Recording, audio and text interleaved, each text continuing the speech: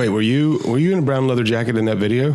And it was like lit in like noir style, but in color. I'm not sure. I was wearing a jacket. I think. Were you? A black one. Is it still on? How photographers remember videos. It's the lighting structure, it's the pace of the editing. Is that the one that was like noir style with the leather coat, which played well against? Did you self-compose for that video in the mirror? You're listening to the Guys Who Do Stuff podcast. Get unstuck, tell a better story, and have a good answer to the question, what are you doing today? On today's episode, we have Dave Shay, wedding photographer, father, husband, taco hunter extraordinaire. And Dave talks about how he nearly lost it all and what he has learned about growing and building a business so that you can enjoy your life. 250 weddings in 7 years. So I'm averaging somewhere around double that. Well, you look like you're in your 20s. How is that possible? The age doesn't show too much just yet. So how did you get so successful so young? What do you think were some of the contributing factors to that? Well, so I had, I'm always hesitant to say this because there's such a fallacy built around hustle. But I hustled hard and I started out where everyone else wanted to shoot. And so I was like, I'm going to shoot as many as I possibly can. And I'm just going to go and any chance. What do you think the fallacy around hustle is? Because I think it's part of it's true too. Hustle. I think I'm with you on, I'm with you on like, yes, you should work hard. I don't know if, but there's something about the hustle mentality that rubs me the wrong way. I'm curious what rubs you the wrong way. Man, I don't know if it's just creatives or if it's just this rising culture over the last decade or so, but people are like, oh, if you want to hit the American dream, you got to make it. And there's so much more competition. And we were growing up, we were told, you can do anything, whatever. And I think Gary V's Crush It is the tipping point there, right? Yeah. And it's very and I love a lot of the stuff that Gary puts out. And he's like, I just do this and get up at like 3 a.m. and do this stuff. And the thing is, so many people will ruin their life to build a life. So they talk about going into, I'm going to try and start my own business. I'm going to try and launch this new venture, do whatever it is. And they throw 90 to 150 hours a week at it, which is awesome. And sometimes that's what it takes, but you have to do that for a time. It can't be a lifestyle.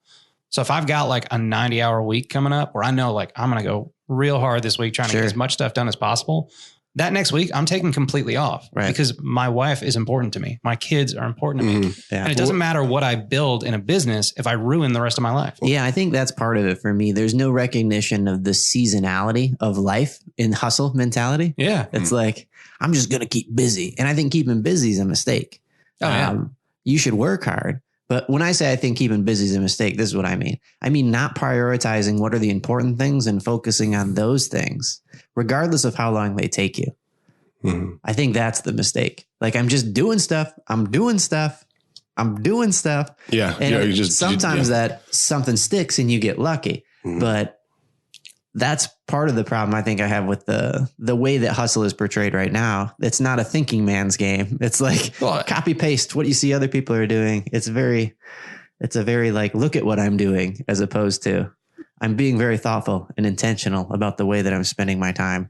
And you just mentioned what I think is a great phrase. Like, I don't think a lot of people think about it that way. How do you build a life instead of like, how do you live one? Mm. That became a huge thing for me. So I was mentioned a little off the air or potentially on, I'm not sure. We're always recording.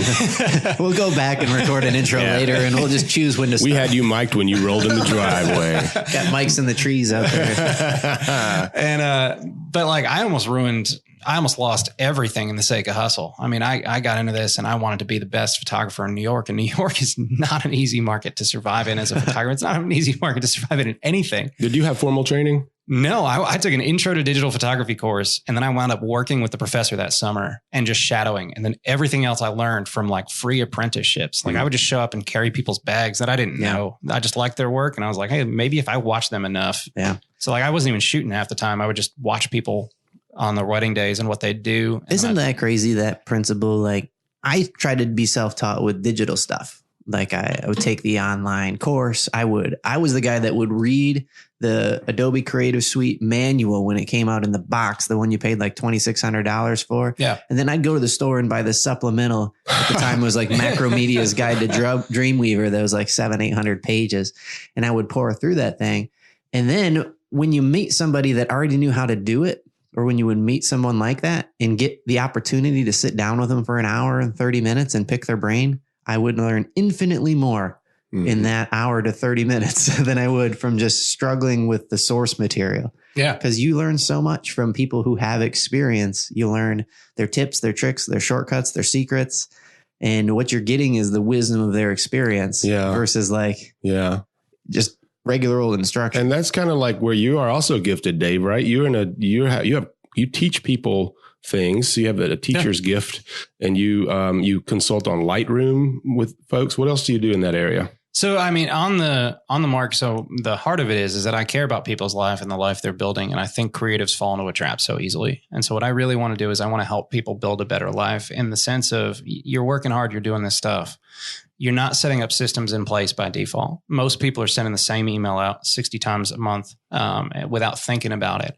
And so taking the time to stop, analyze your systems, analyze what you're doing, what you're spending your time on, and then really get those under control so that you're not just throwing your life away. I mean, the thing is, if you start to, I'm back to that hustle fallacy, you start to ingrain yourself in you have to do every single part of this business. You built two problems. First off, you can't take a sick day.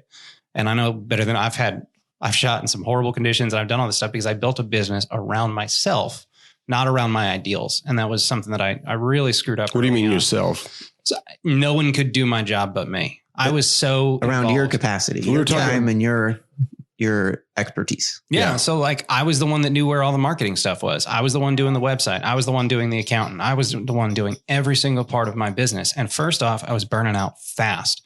But second off, I was operating way outside of what I'm even able to do. I was terrible at website design, as other people in this room can attest to. Like, I was terrible at all these things. Thanks for letting me read your website, Dave. Joe's not terrible, Dave. Shay, on you. It's like there's so much stuff that it was built around me. And so now I had built this cornerstone of the business around me instead of about what I was passionate about. And so then when I started to actually have to run the thing, it became a huge job, way worse than the one I had left to go start this thing. Yeah. And it really became a big deal. And so when I decided to start teaching, I was like, I want to help people when they do go into this field. I want them to build a life that's actually worth living. Like, because I built a life. I left 110-hour work weeks as an engineer to work 130-hour work weeks for myself below minimum wage. Because at a certain point, you're not thinking about how much you're making per hour. All right. So rewind. You were an engineer. So you seem like the kind of guy who came out of the womb with a camera and just started. It was awkward for mom. Yeah. And the doctor. Yeah. Good thing it wasn't a DSLR. Right? Yeah. So I actually didn't get into the camera industry in any way on purpose. I actually got recruited by Fujifilm. Awesome. Fujifilm. Love you. Love you. I'm still Team Nikon. I'm sorry. I'll be an ex-photographer in Raleigh, North Carolina. Thank you very much.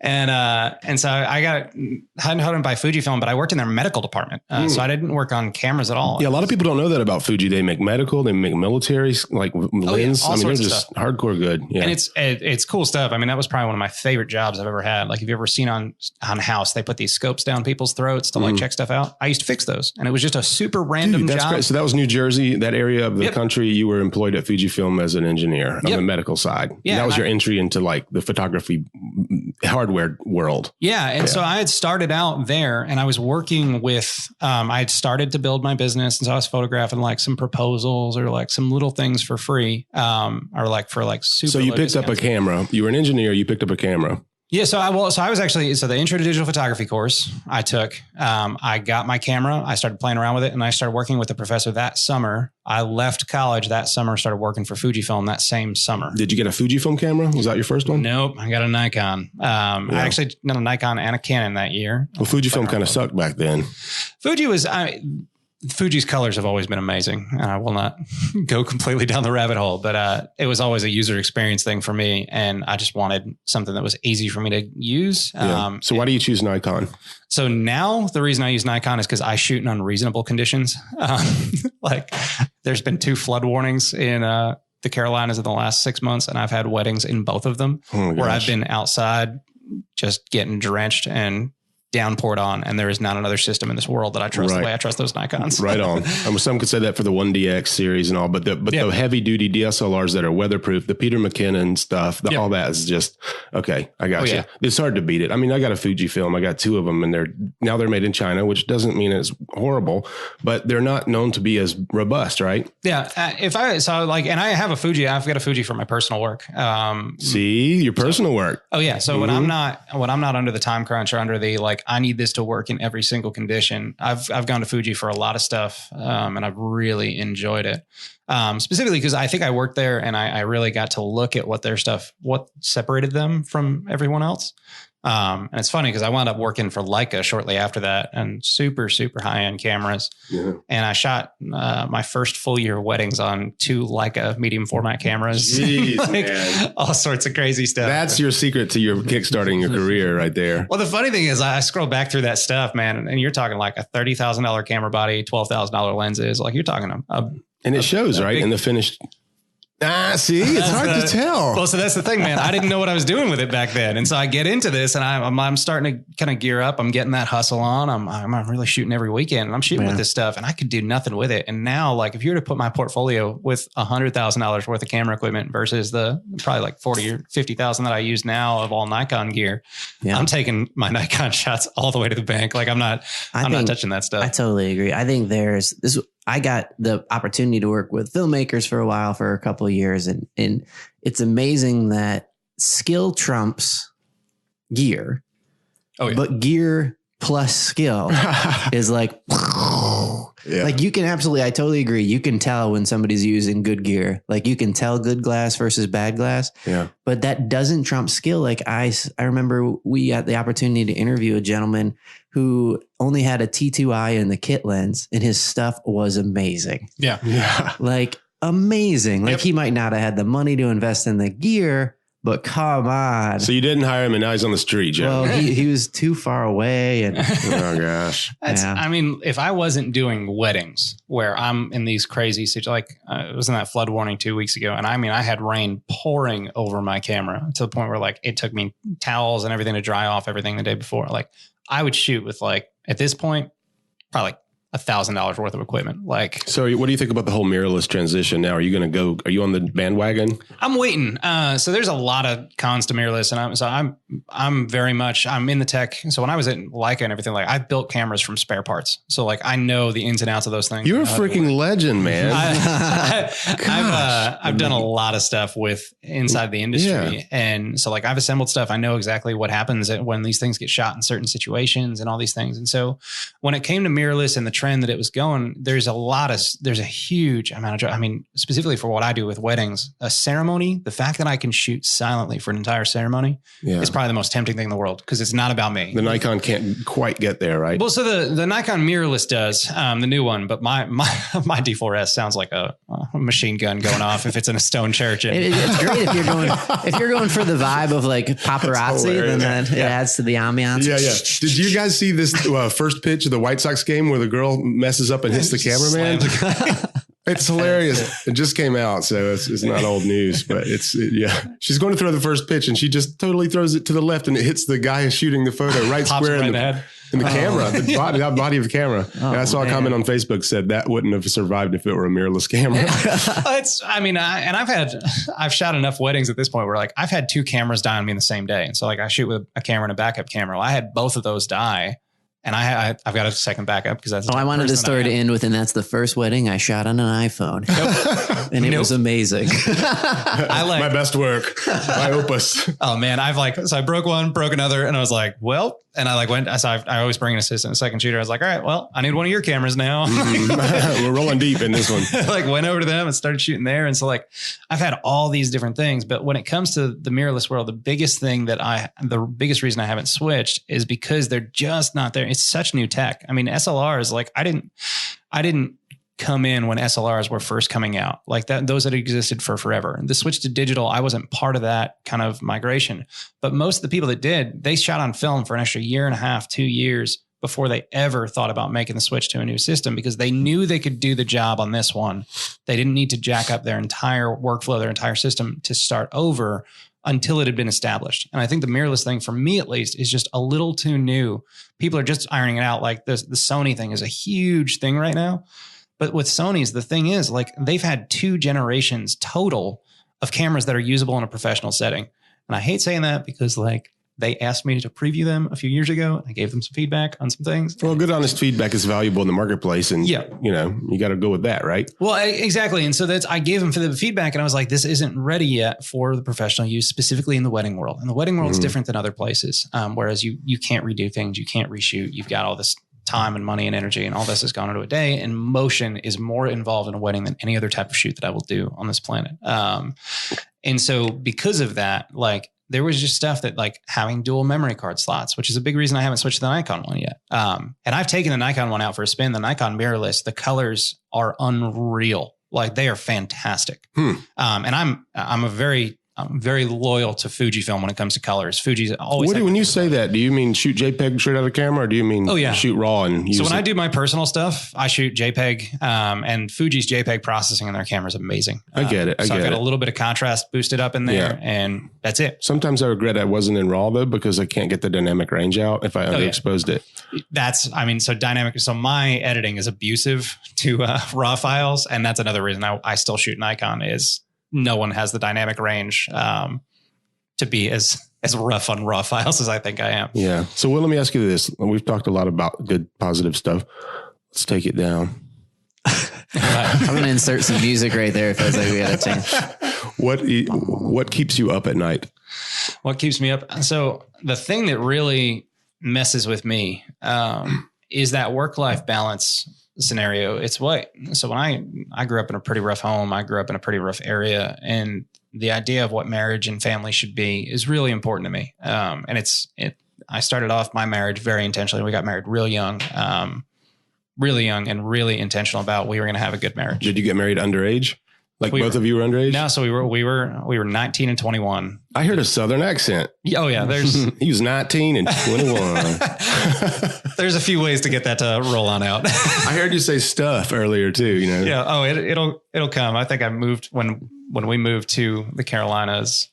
I'd been kind of hiding things a little bit back, and it took like maybe 3 weeks, and I was like, and we're back. It's just, which is funny because now I'll shoot weddings in New York, and I'm so used to it. And I'll shoot weddings in New York. I shot one out Iowa, I think last year, and people are like, "What part of Alabama are you from?" And I'm like, "Well, Georgia, really." But so, what keeps you up at night? Did you finish that? Yeah. So the thing that keeps me up at night, I think, is that I really care a lot about marriage and family. I think the keys to solving so many problems on such a deeper level really revolve around how we handle our relationships inside of our house and outside of it. As a culture. Yeah. It's so historically important that people are together, right, in a home and do things that keep the culture sort of. Yeah. And and I'm not saying every relationship should ever be so traditional or ever like there's not going to be a cookie cutter around it, but I want everyone to be healthy. And I think creative mindsets have this, let's go roam, let's be free mentality. And I think it's so easy for them to get caught up in the day-to-day of business,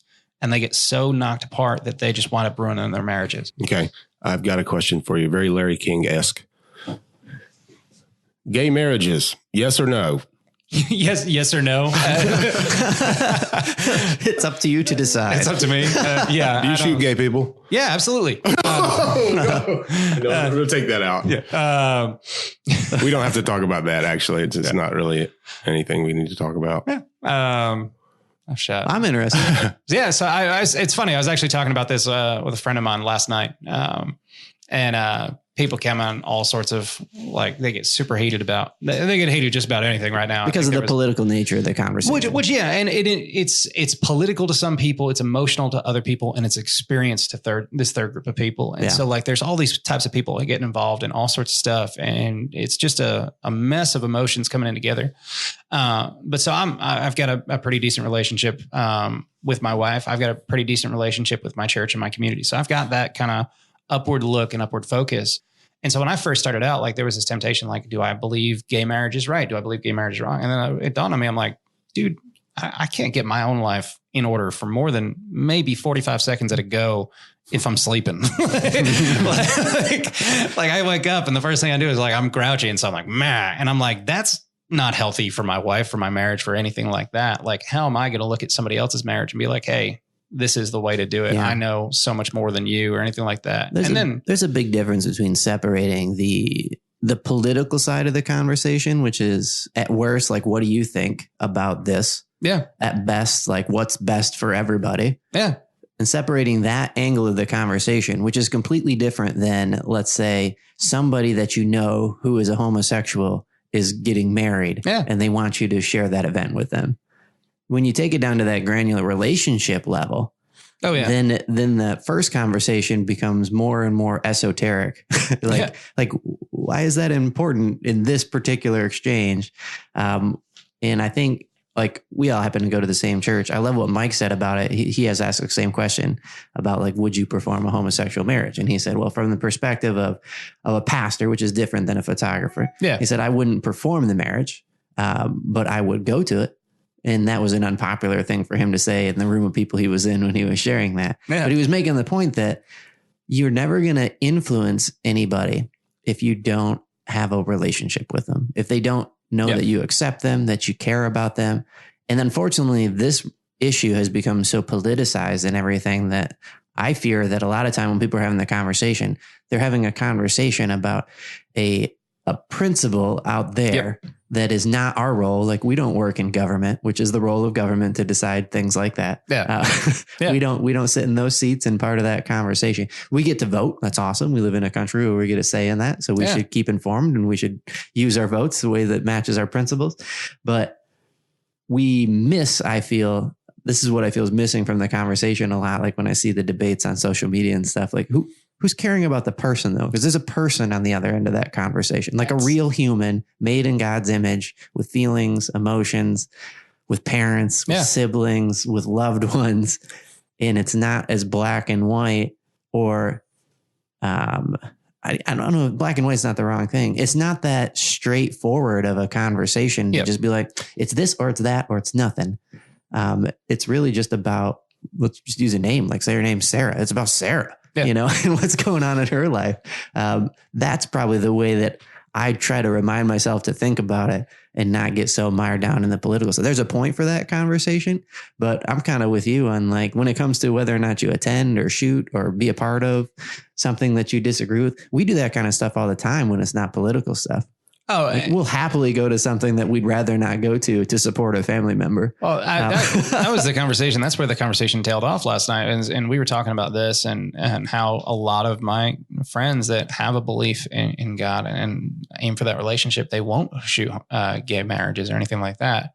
But they'll also shoot people's weddings who were disagreeing with other parts of the Bible. And so they kind of have these little like pet sins or things like that. And that's a weird slippery slope, huh? Like, I'm not cool with that, but you guys live together before marriage, which also, I mean, okay, so sleeping together before marriage is biblically wrong. So living together, let's be realistic. If you're living together, you're probably sleeping together. Oh, so. Yeah. Well, and so there's that discussion where you go, all right, well then if this is a matter of morality, what am I doing? But like the truth is, what a weird screening process you'd have to go through as a photographer. And I mean, and I don't. Could you please list your 6 months recent sins? Well, and I can make a judgment call. And I'm like, do you gonna just like host that questionnaire on your website and like write on your contact form, like, are you doing these? Like, am I getting background checked or like, am I going to hire you here? And like, the truth of it, how many drinks do you plan on having at the wedding? Dude, and that's like, how granular are you going to go with this thing? And I don't shoot like, not every wedding I shoot is in a church. So like, I've walked into like groomsmen getting ready and like 3 of them are doing lines of cocaine. And I'm like, well, I'll be outside. See you guys in a few minutes. But like, you just come into this and you're just like, all right, well, you're supposed to have these really strong opinions about these certain few things. And the truth is, like,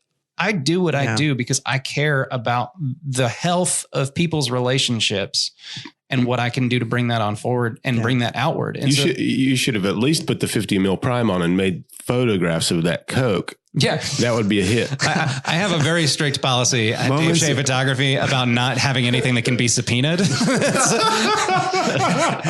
the amount of times I've had to reference that, I'm like, hey, no. That would be a horrible Seinfeld episode where the photographer gets subpoenaed for. Dude, I have a Dave Shay Photography has like a corporate guideline type thing. It's like I don't remember what they call it. It's like rules of whatever engagement. And basically. And you can like always go back bylaws, I think is what so you can have for your LLC, you got bylaws. And that's one of them. It's just like, hey, I don't want to be in court. Yeah. Like it's really, that's a good tip. I think I like the idea of if we would spend as much time caring about the relationship, or we would prioritize that above our political stance, I think we'd be in a better situation. In a situation? In the majority of our situations. I don't care what it is. Like, that's the thing. Like, it doesn't matter what issue it is, whatever. Like, if your priority is the individual. Yeah. If you are prioritizing them, their emotions, their feelings, their well-being, like their growth, like. So I have a question for you. Is it back to business? You are expanding and I know you guys are working on some cool new concepts you're going to be laying out where it's like time management. Yeah. How do you balance, or how do you anticipate what are the challenges going to be balancing this whole new, like I'm a virtual person now, my company, and reaching me versus keeping in contact with the client? Yeah. And so it's funny. Actually, I just did this an interview on scaling your business not too long ago. And the biggest thing is, so when you go into business for yourself, I think you prioritize this relationship, right? And so you start dealing with your clients. You like your clients, so you have them over your house all the time. You do whatever. So when I first started out, my wife and I would go out to we'd do an engagement session with them. We'd go out to dinner afterwards. And then after that, we'd go, and on their wedding day, I'd show up like a couple hours early and do all this stuff. And so I started to really build in this time. Well, that's where all of a sudden it became a slippery slope of I was spending hours and hours and hours in my business doing extra things for free, which were nice. But I started to take that same personal approach to every single thing that I did inside my business. So if somebody owed me money, rather than just have an automated system that would say, hey, your bill's due, I would go and be like, hey, I know this is due for a while. Coffee. Yeah. But hey, you got a check coming up. If you want to drop that off in person, let's hang out. Yeah. So I think you come in with this, you want to be super personal. You want to be super involved. But the problem is when you do that, you're not prioritizing your client. It may look like it, but you're burning yourself out. And by the time you get to their wedding day, by the time you get to the end of their contract, you're going to be exhausted. Yeah. And you're not going to be able to do the job you originally promised. Oh yeah. That's just like a bad trajectory of negativity that ends up equaling bad pictures and too much of a good thing, man. Like if you're going down that road, and the bigger problem is that you're not going to hit your long-term goal. So with every couple that I ever shoot their wedding, my main goal is I want to document their wedding day so that they have these memories for the rest of their life. So what would you say is your why? What is under the surface with Dave Shay? I know. So, and that's basically, it comes back to, so the funny thing is the training, the photography, everything all comes out of that same desire where I just love seeing strong marriages. I love seeing fathers and mothers have good relationship with their kids. I love seeing that healthy family dynamic. I think you really impact the family, and you impact your community, your society, your culture. You've probably seen that more than the average human being, like small percentage of the world. Wedding photographers get to see those moments and how those relationships play out on the dance floor and all that. And you're taking that in. Oh, and I get to see them on a real level too. Because I'm shooting with a longer lens, so I'm tucked away from things sometimes. So people don't think I'm photographing. I tell every couple, I'm like, I'm going to photograph your story. If you don't like your story, don't hire me. If you're not sure about this whole thing. Story, yeah. And I've photographed people where I get 6 feet away from them or something like that. I get a little bit more pulled back, and they think I'm not taking pictures or whatever. And I see them on their wedding day, swearing at each other, or super frustrated or angry. And you can see the kind of bubbles that they haven't worked out in their relationship coming up to the surface. And so you see that tension, that anger and stuff. And that's behind the scenes. That's the story of their day. And that's the story of their relationship. It's just not healthy. And you have to share those anyway, right? I those do. And I'm like, hey, I want you guys to see it. I want you to be confronted by it. And I want you guys to get help on this. Look at this and say hey, this isn't healthy. Man, we were on our wedding day. We were fighting. Wait, but you don't say you need some help. No, I mean, probably not. That's no, I'm not photoshopping text. Hey, here's a therapist phone number, right up here. Yeah. That's a good ad space. Marketing suicide right there. But what I will do is on the flip side of things, man, when you get one of those couples or even just a family, and you can tell that the family above them, so their parents on both sides are just super, super healthy. And you can see their marriage just super healthy as it starts off. And I'll watch them grow, and I'll see them as a family kind of grow into it. And it's crazy how much impact they have in their entire, their whole wedding day. So you're talking wedding days have anywhere from 50 to 400 people there. Yeah. And if the couple has an awesome relationship on that wedding day, every single one of their guests is amazing. All right. I have a question. You've seen the movie Wedding Crashers, right? Yes. Have you ever met any, real wedding crashers? I've seen people be removed, we'll call it, on more than one occasion. It's some pretty fancy. Were they strangers?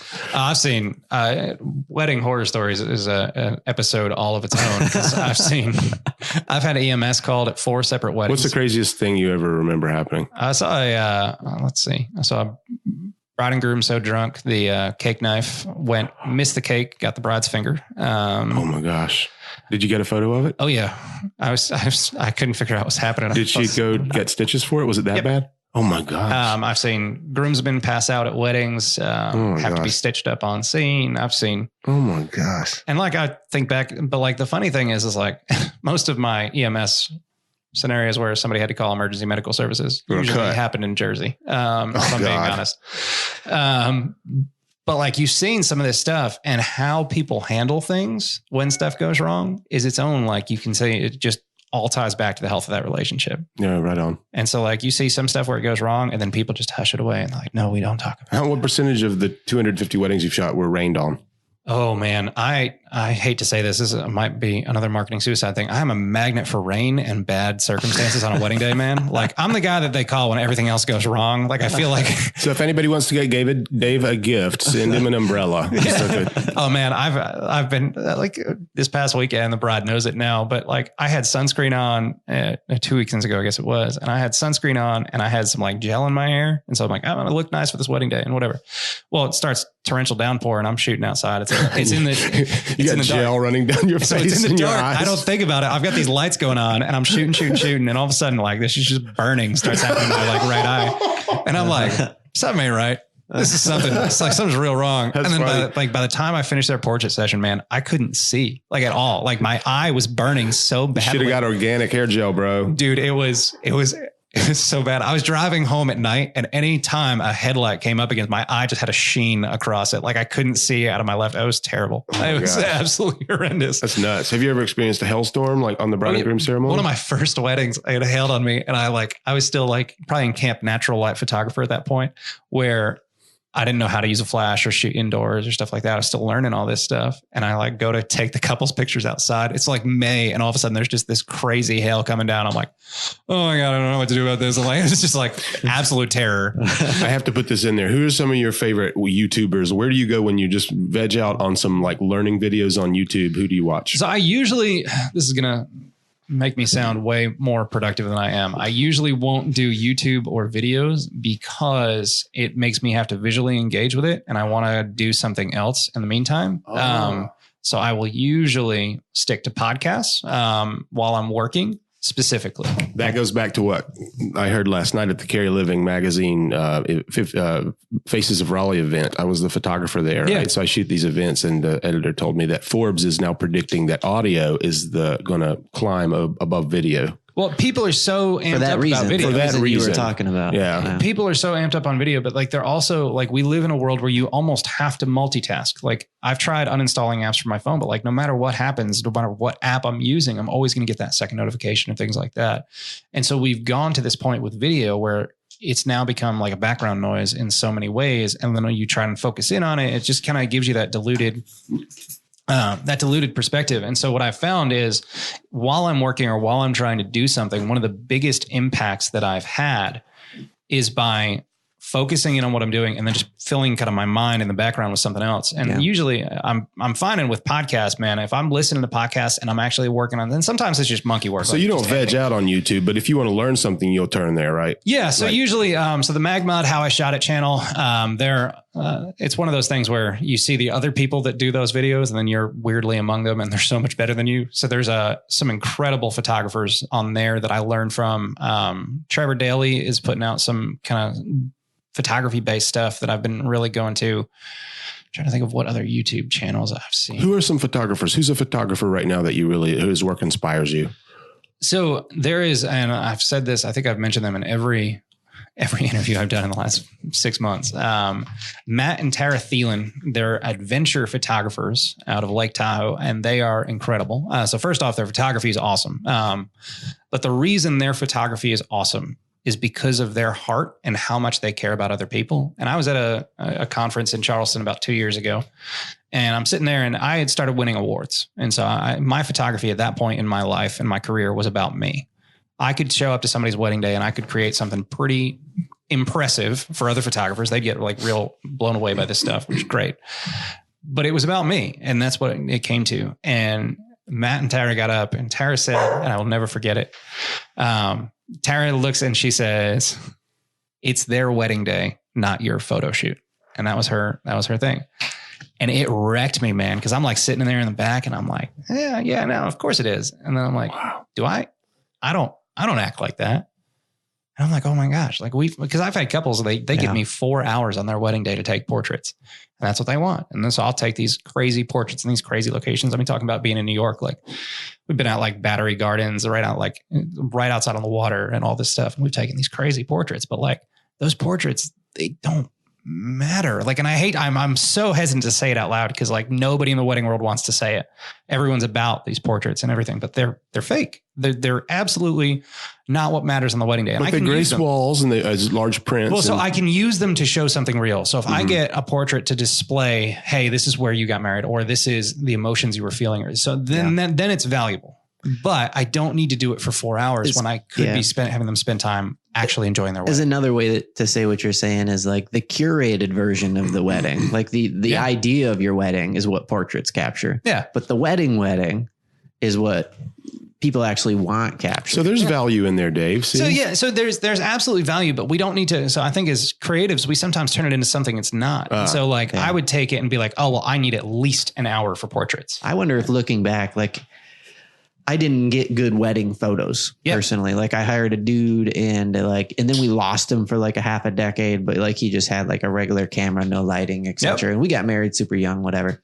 But if I was to imagine looking back on my wedding pictures, and we found them, and so I got to look back on them.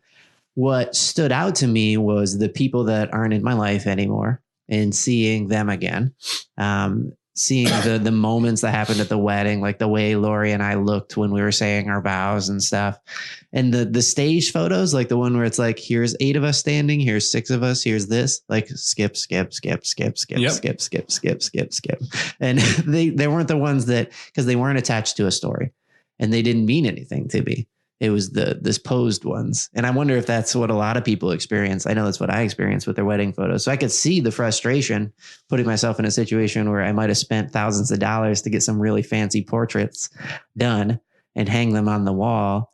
And I mean, I guess in a sense, they'll remind you of your wedding day. Yeah. And but they don't remind you of the moments. Yeah. I don't think it's going away. Oh, no, it's not. But you'd be amazed at how many people, the only reason they book me is they're like, you were the only person that had a moment on your website. You're the only person that mentioned. Yeah.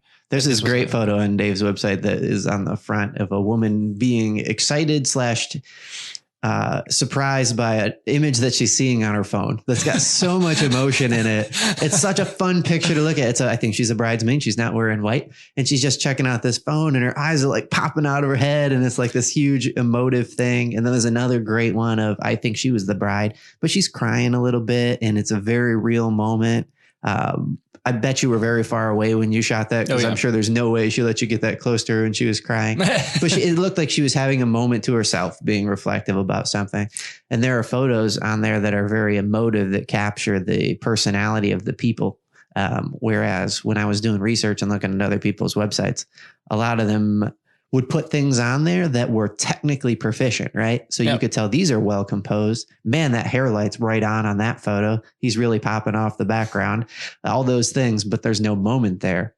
It's proficiently good, but there's no moment there. And I think that's just a rule for artists to pay attention to, whether you're a photographer, whether you're a designer, whether you're a content creator. Like people are looking to connect to a story. To feel something when they look at something.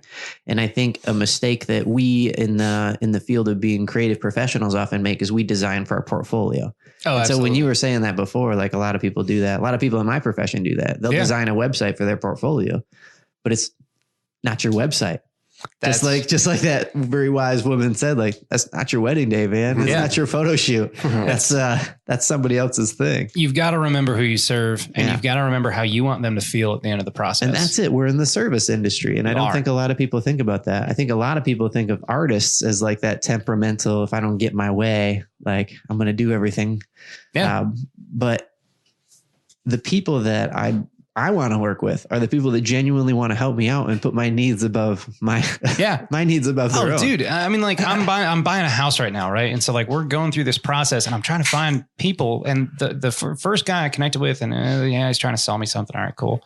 But then I like talk with I found an awesome realtor, and I found an awesome like mortgage dude. I'm way inequipped for this. My wife, my wife is the one to handle this. But like I finally found two people, and I'm like, and they're like, all right, well, what's your budget? All right, let me see what I can do to help you get there. And that's their conversation, as opposed to, no, I think you should buy this. Right. Because they're focused in on what they get out of it. Dave and I first were talking not too long ago, maybe 5 or 6 weeks ago. We were both talking about a book that we read that we really got jazzed about, a book called Story Brand by Donald Miller. Yep. And there's a principle in this book that I thought we really connected on, and it was a big part of the conversation and why we started working together on the website. But he tells this story from a marketing standpoint.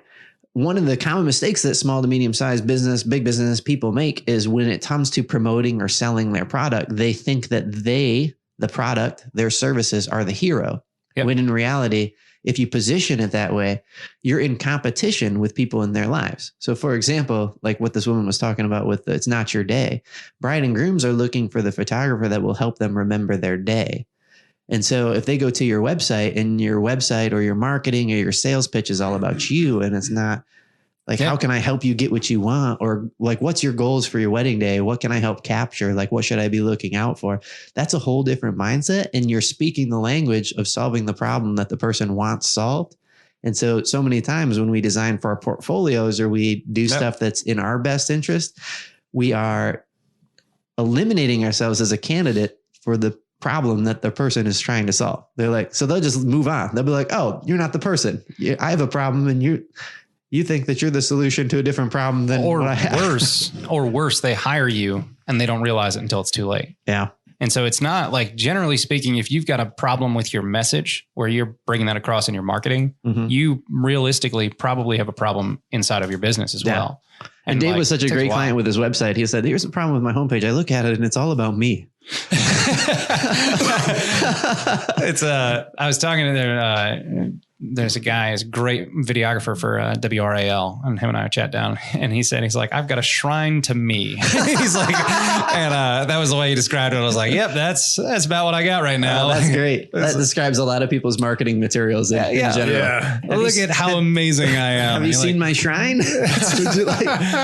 You're like, you've got samples of your hair in there. Weird, man. It's weird. Like, you got your baby teeth in there too. Well, there's a market for that as a creator. We market to, you want a shrine, we build it, Yeah. Yes. What a terrible way to spend your life. It's so easy to get caught up in that trap, because you're never allowed to be proud of what you've done. And so many people, they use their marketing as their only place to be proud of what they've done. They don't share those joys. They don't share it because they forget to enjoy it.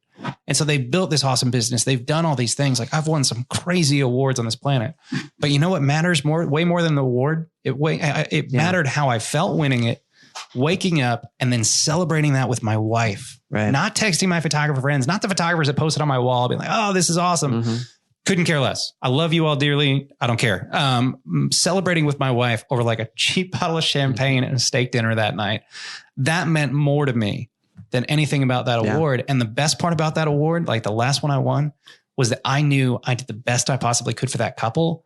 And that is why I got that, like that couple. Who's giving out awards? Oh, there's a lot in the wedding photography world. Man, there's a lot of awards. I learned that doing some research. In the wedding photography world, people need to chill with the awards. It's like best photo, best eating of cake, best frosting. Like, you can glistening on a nose shot of a. I'm gonna get in trouble for this. 2019. Let me make fun of him, Dave, and you can stay. Out of it. No way, man. Like Wedding Wire and The Knot, they give out awards every single year, and it's basically who paid the most money, or if you had at least 5 people say you didn't suck on your website, we're going to say that you're one of the best vendors in the world. So you're a photographer that's known for her great work ethic and fast turnaround and excellent product and knowledge and fun to be around. Is there anybody else out there like a Dave Shay, but like the Jekyll and Hyde, or like somebody like, you've seen Amadeus, right? You know how Mozart has that jealousy over the other guy? Yeah. Sabier, what's his name? I think so. I think. But one was like, maybe a better analogy would be, is there some rebel out there who's not doing any marketing and just killing it? And you're like, that dude is so lucky. So, well, I mean, can you succeed without instilling this sort of infrastructure into your? So the funny thing is you can succeed. And as I mentioned, like I built a business. Succeed. Well, so yeah, that's the problem. So 3 years in a business by everyone else's stretch. I mean, I broke 300,000 in revenue. I was in and this my is early as an 20s. owner operator. Yeah. And I was in my early 20s, been married for about 2 years at that point. And so by everyone else's definitions of success, I mean, most photography studios, their success rate is, hey, I got 15 weddings this year and they're all at X number. Well, I had 53 weddings that I shot that year. I killed it, cleaned up, did everything, but I almost lost everything else. Did you define those 3 years as a success? Oh, no way. It was the biggest failure I think I've ever had as a husband, as a business owner, like just the stuff that I shot. It was one of the biggest mistakes that I've made. Why is that? Weddings are on the weekends and you're never home? I was shooting Friday, Saturday, Sunday, every single weekend. Sometimes in multiple states in the same week. Well, what's the difference now? How are you able to not be there on the weekend? I changed a lot about my business. I say no to about 27 weddings a year, on average. Somewhere a wedding photographer was like, can I get this man's number? Yeah. Can I take your overflow? Can I have your 27, please? And I turn away, I turn away weird ones, man. Like people will be like, hey, I'm getting married July 5th. And I'm like, nope, I won't do it. And they're like, why? I'm like, cause I really like July 4th and I like spending it with my family. And they're like, seriously? Like, you like easy way. So, do you like fireworks and grilling? I'm like, yeah. Can I tell you a quick story that a guy told me yesterday? I'm part of a networking group, and often you connect with somebody and you're like, oh, we should go grab coffee. And this guy was a fantastic man. He's like on his 5th company. And I quickly learned that I can get some great advice from somebody that's been there before. So I just kept asking him questions, and he ended up telling a story that I thought was applicable to what you're saying. Yeah. He was talking about a client who was an owner operator, and he knew that her time was filled up. And so at the end of the year, he found himself where he was like sitting down with people and giving them advice. He was in a consultant type relationship. I don't know exactly, but he'd been telling her before, and he knew how she was going to respond, but he was going to have this conversation that it's time to hire. Yep. And this woman's feedback to the time was like, I can't control the quality. Don't know if it's going to be good. I can't possibly delegate the important tasks that I do for people. And this is a successful woman, right? By the terms analogy of most people, successful being like, she's busy. She's booked and she's making successful money. Is so, yeah. They're so, and so the advice that he gave him, and I'm not giving you business advice. I just thought it was applicable because it's what you're talking about. I'm not telling you to do this, but I thought, man, that was a wise thing to have this woman consider. But he said, okay, so why don't you do this? Your business ABC, and why don't you make a new LLC and found it in your husband's name? And that's business DEF. And everybody that says no to your price point and the way that you want to do it, you tell them, all right, well, I know this company, DEF, they don't do as good as work as me, but I'll give you their contact information. They'll do at your price point, and then hire contractors to do that. I mean, that's why Lexus owns Toyota. So essentially the way that the story finishes is she did about, I think he said about maybe 90K more, and she ended up paying contractors 45. Yep. So she banked 45-ish. If I'm a little off on the numbers, it's close to this man's story, but for the automation of passing on the business. Well, and and I think the challenge that you'll face in business is, so the most powerful thing you have in business is the ability to say no. And so if work doesn't suit you, things like that, you have the option to say no. But the other thing that you have, which is so hard as a startup. Oh, dude, saying no to anyone early on. That's one of the reasons I kept working in the camera industry as long as I did. Was I was so afraid to say no early on. And then when I really learned that lesson, I was afraid to take the leap out of my full-time job in photography only because I was afraid I would lose my ability to say no. Do you think when you described the first 3 years of your business where you did 300,000 as an owner operator in your young 20s, which I would say most people would be like, yeah, that's awesome, man. 6 figures a year. If you divide it over the 3, that's great stuff. But you define it as a failure. Do you think one of the contributing factors to the reason that you put it in the failure bucket is because you didn't know how to say no? No. So the biggest reason I think I put it in there is because I said no to everyone but myself. I never stopped. And if my wife would come in and she'd be like, oh, can we go out on a family day today? And be like, oh no, I have to get this stuff done. Or so your inability to say no to work made you pass on the no's to your family. Well, that's the thing. You're always saying no somewhere. Right. Every single choice we make is a yes, no. Right. Because what you say no to only applies because of what you said yes to. Yeah. Mm-hmm. So like my daughter comes in the room, I've got to get some work done. And she's like, hey, I want to play Minecraft with you. I'm like, get out of here. So my option is yes, no. Right. I got deep into that when the kids introduced me to it a couple of years ago. I'm like, this game is dumb. Leave Dad alone. Yeah. I've got a mine for diamonds. I came up about 6 hours later. Like, I get it. Minecraft is cool. So like you start on some, so you flip that around. So say I say yes to her. What am I saying no to? Because I'm saying no to something else. Right. And so it's funny because I've been listening to a ton of podcasts and one of the themes that I've been hearing, it was specifically a Michael Hyatt one, but he said, the most successful people I know say no to almost everything. And, but it's saying no in the right way. And the funny thing is I never said no to myself. So I would always be like, oh, well, I need some time to do this, or I need some time to do this.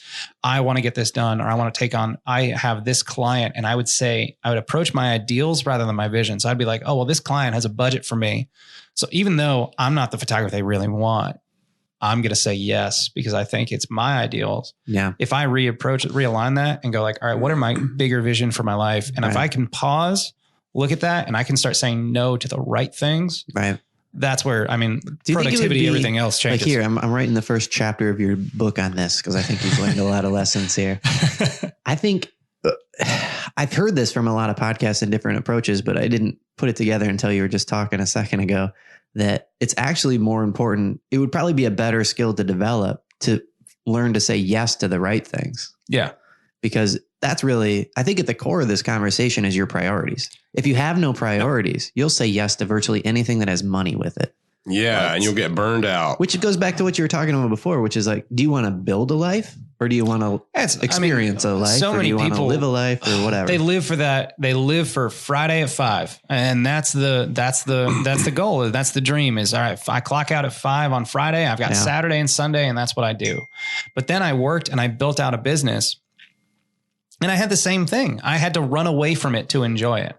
I would have to go hiking and turn off my phone for 3 hours. Like, that was a big commitment, right?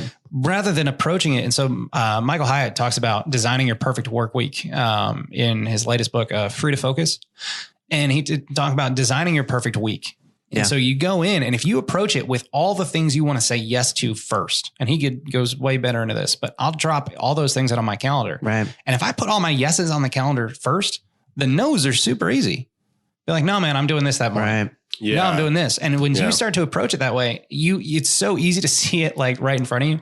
Oh, you want to come over and play video games. Oh, well, I'm supposed to actually spend time with my kids. It's so freeing when you do the first things first, or the Stephen Covey, the rock in the jar and the little stuff. And even with work stuff, here's a lesson that I've been learning since I started. So I founded a company that had been a freelance side hustle for a long time. And so now I've been doing it full time since January. So I'm like in that beginner mode of starting up, launch up phase.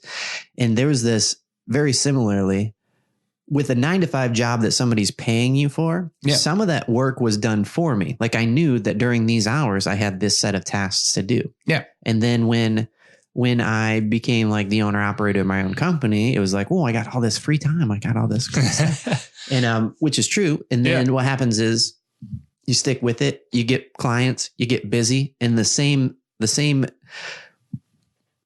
forces of pulling you into this I'm too busy for anything start to come back into work, and there's nobody to blame. Like, there's no boss. There's no anybody up here it's like you doing it to yourself.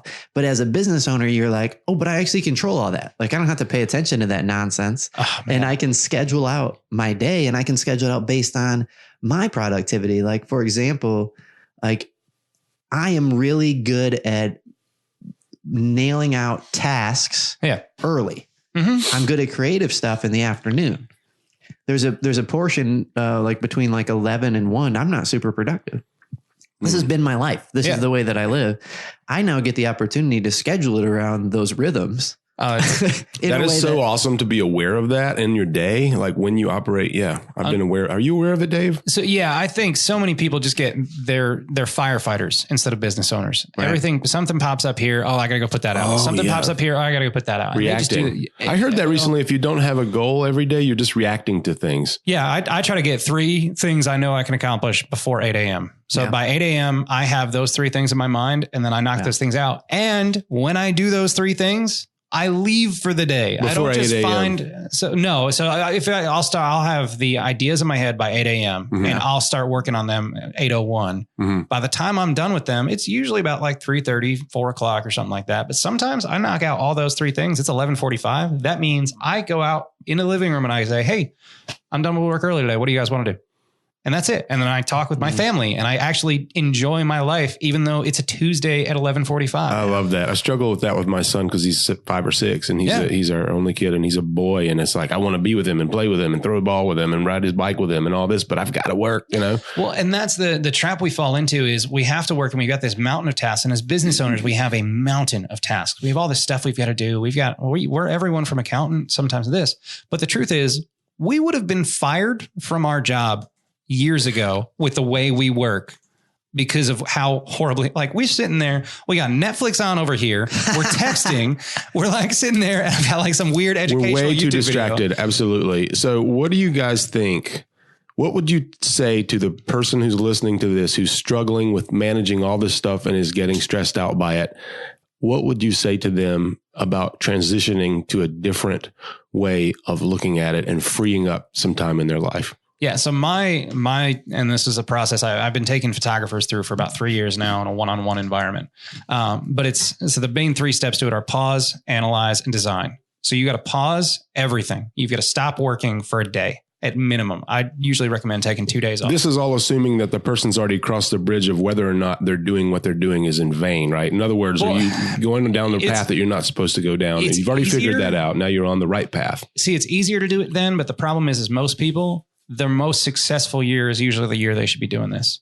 So the best year you're having in business is the time you want to pause more than any other time, because that's where you're going to set up all those bad habits. That's where David Morgan, our second guest, said about meditation. He says the number one thing he could tell small business owners is like reflection, basically is what he's saying. Like sit back and look at just be still. The biggest thing is not in the bad times. Like when you do it in the bad times, you're seeing this as another fire to put out. When you're doing this in the good times, so you get like a check coming in, you see that check clear and you're watching your bank account go up and up and up. It's a game that your mind then starts to go and be like, I'm working this hard and I'm getting this much money.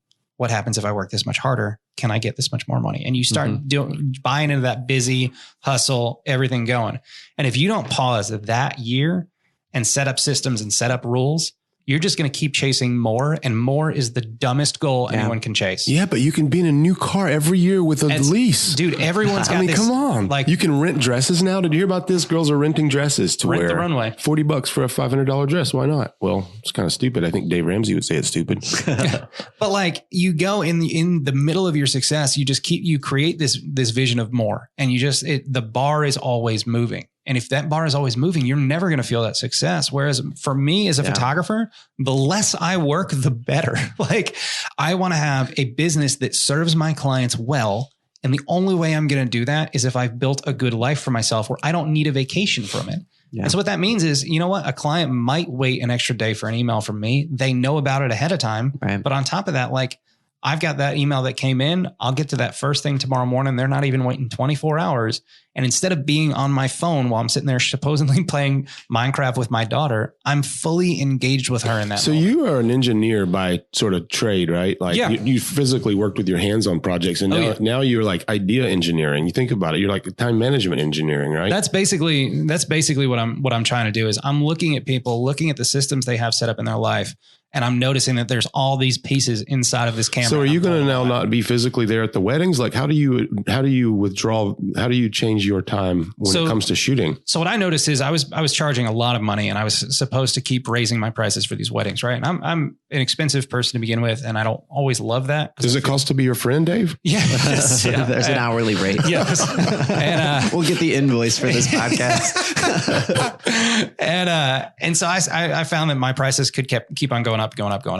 Well, I realized that in my job in specific, I've got this wedding day that I've got to shoot, and that's usually anywhere between 10 and 12 hours. So that 10 and 12 hours is set. I can't not show up on the wedding day, or I can send somebody else. But like, if you want to have that level of control, that level of creation that I do, I can't send anyone else. All right, I've got that 10 hours locked in. But what I can control is everything outside of that 10 hours. Got it. Whether I'm emailing them, whether I'm calling them, whether I'm scheduling, automating email invoices, whatever that looks like. So I was spending an extra 47 hours per client. So is that what you mean by analyze? That's the second step. Like, just take an honest assessment of the way you get your crap done. So if you want to ruin your Friday afternoon, I can tell you there's a software called Rescue Time, and you can install it on your computer. And if you install Rescue Time, it will track every single thing you do on your computer and how much time you spend doing it. And then it gets worse, because you can categorize every single thing as productive or not productive. And at the end of the week, it'll tell you exactly you worked how 2.5 hours this week. That is awesome. And photographers, I think photographers are worse than anyone else. And I'll rag on them all day, because they wouldn't be hiring me if they were doing better at this. But they're the worst at it, because they will say that they worked like an 80 or 90 hour work week. A lot of people but they spent a lot of time not actually working. What they mean is I was near my computer. Oh yeah. They were in their office, and they might've been doing something around wedding photography. Like, there might've been something in that arena, right, but they weren't actually you're not actually intentionally learning when you've got like all this other stuff going on and everything.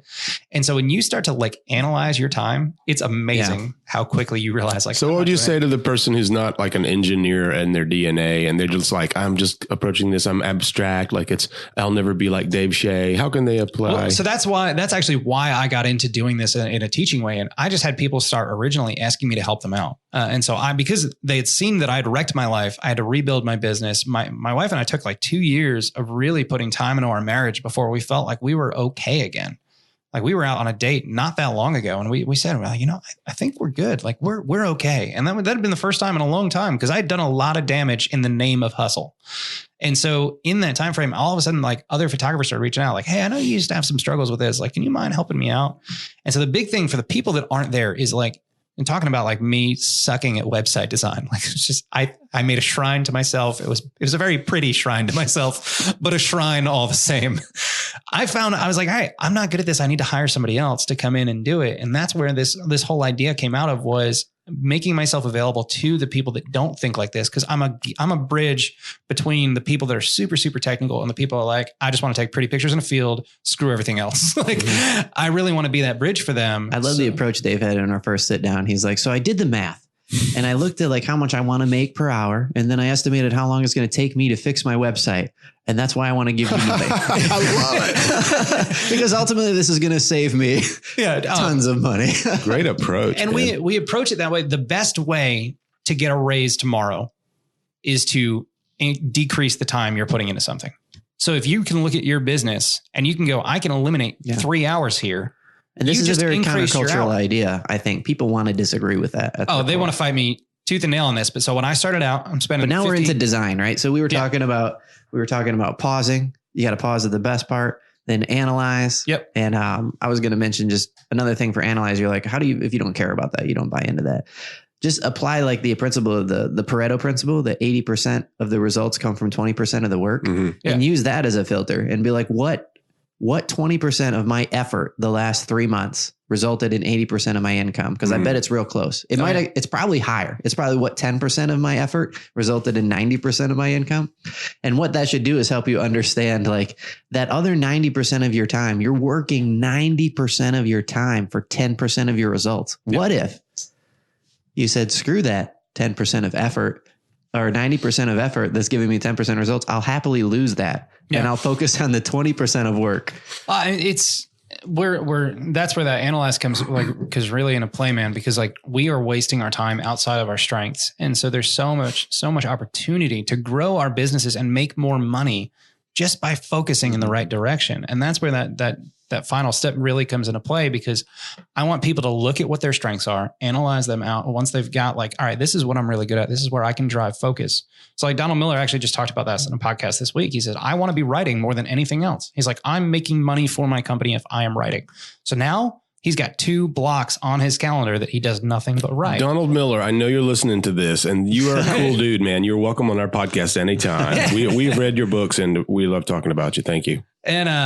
And it's awesome because like he's got that in his mind where this is where I'm the most effective and this is what I want to do. Right. And so when we come to that design principle, the most important thing is to look at things and go, all right, you need to spend your time doing these 3 things. This is where you're going to be the most productive. These things have to get done. Mm-hmm. So you've got the option between delegating them, automating them, or doing them yourself. So you can do this sort of stuff as well, but you're able to pull all this stuff out. So like when I started this, I was spending 47 hours on the back end per client. And I was spending 10 hours shooting their wedding, right? So do you find that there's hours. Another category? Because I think a lot of people put in the have to be done category, stuff that they're lying to themselves that has to be done. Oh, yeah. That's yeah, there is the third category. It has to be done. No one does it. Yeah. Like burn it. I have to post in Facebook groups about this picture that I took so that other people can tell me how awesome it is or whatever.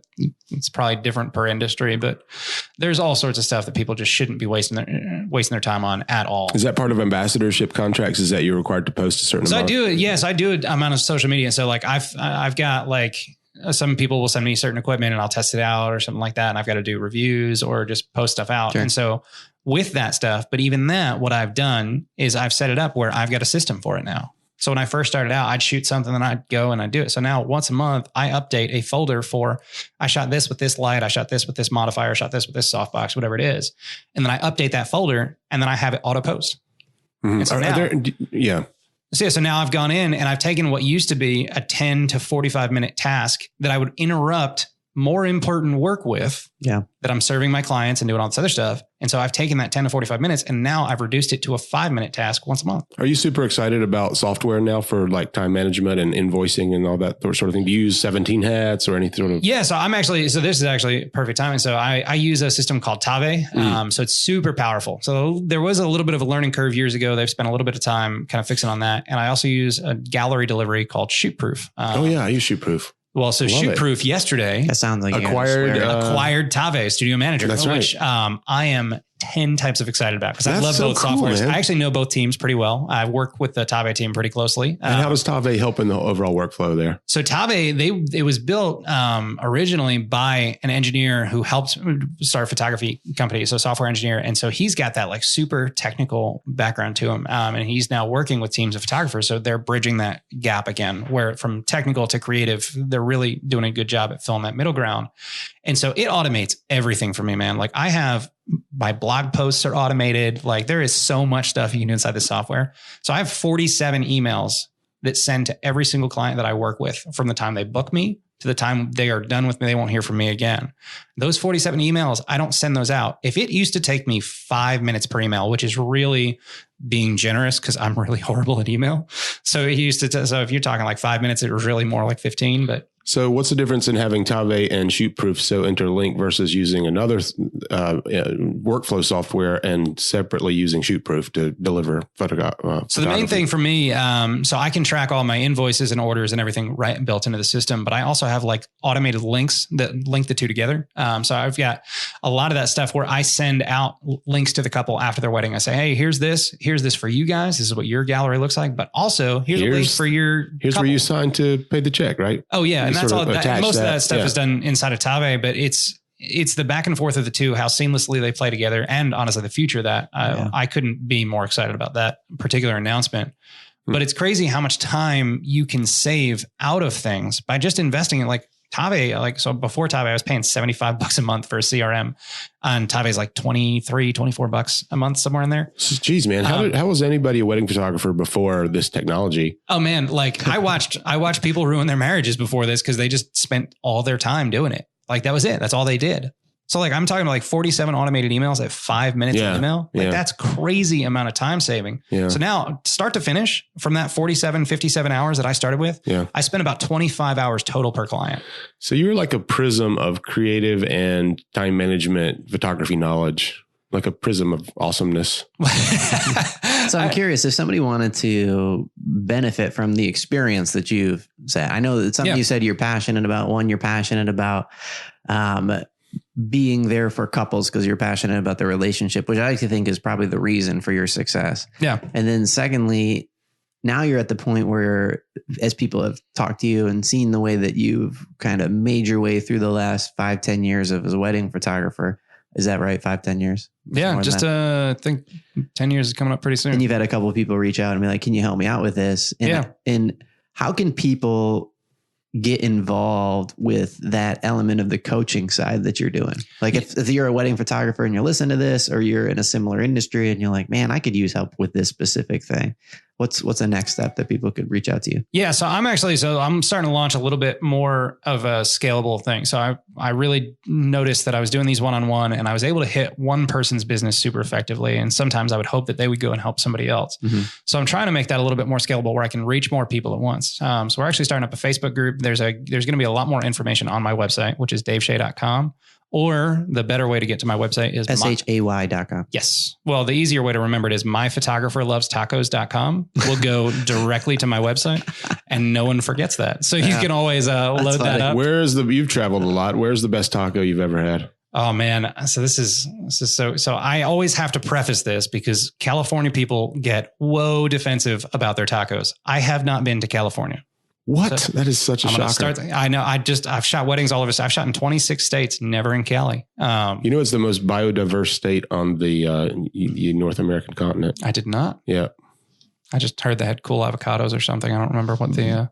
Yeah, well, that's part of the biodiversity. Avocados and cactus. And seals. And horses and seals. I mean, there's just so many things. Just throw everything in there. Yeah. We just described those are the reasons you should go to California. So I'm just surprised you never. I mean, squishy green fruit vegetable things and seals. Oh yeah, let's put those in some photos, man. We get like California hate mail on my website now. So where's your best taco? It's the best tacos I've had, and I'm like terrified to say it, but they were over in Durham.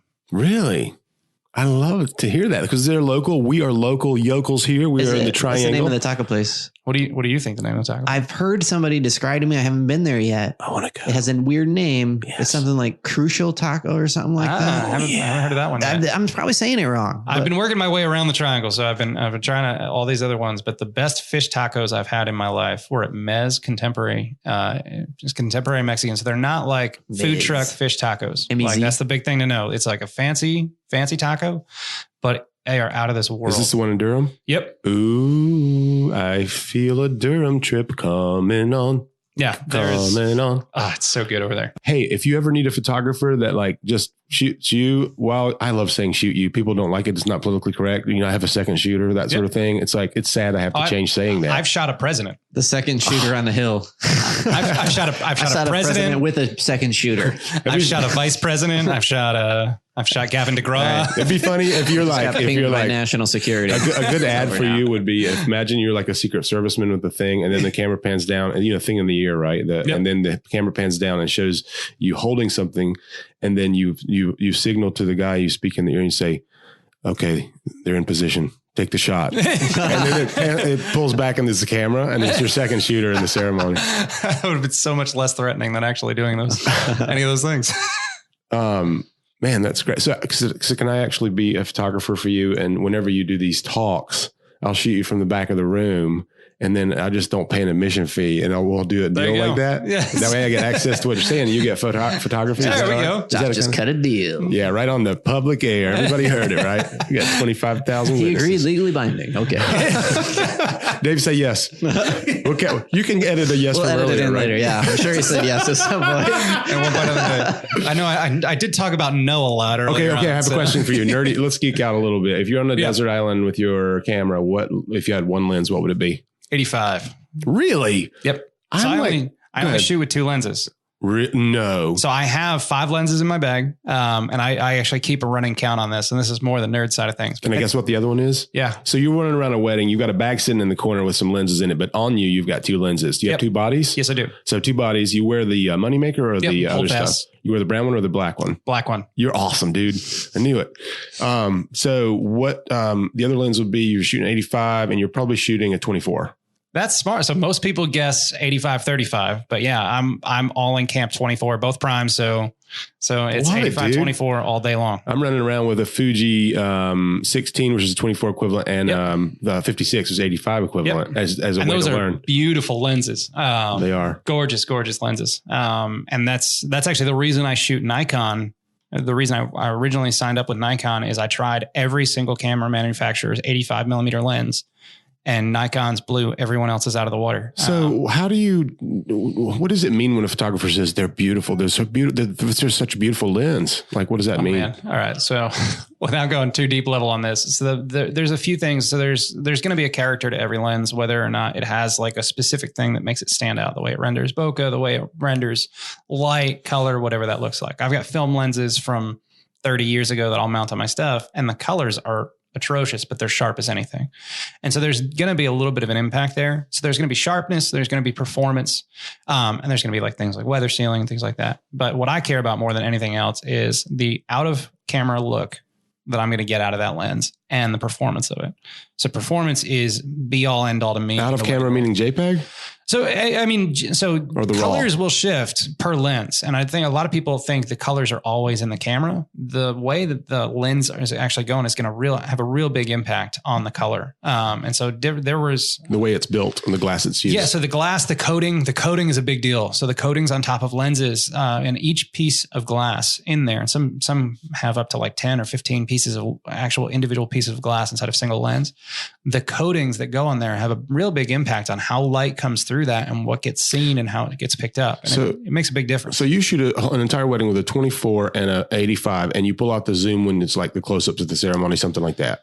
Usually I try to, so I will occasionally use the 70-200 during ceremony. It's pretty rare. Usually what I do is I have a second shooter that I have with this like a longer lens. Like I've got a guy that shoots with me all the time. He's got like a 300 or 400 millimeter lens, and he can kind of get a lot closer. Yeah. He's like in the bathroom and he's still working. My thing, I keep an 85 gives me the distance where I can still be close enough to the couple to get their emotions, but far enough away where I'm not really like camped out and I'm ready for what's happening. So why don't you just carry a zoom? I don't like them. I was kind of trained on primes. So I shot a lot of Leica stuff. When I first started out, Leicas were rangefinders. The Leicas that I shot were rangefinders outside of the medium format. And I was manual focus. So it was a real big adjustment, but I just got kind of comfortable moving instead of zooming. Yes. And so it feels kind of weird for me. I believe it's true that we create better shots because we work for it. Yeah. And it really does.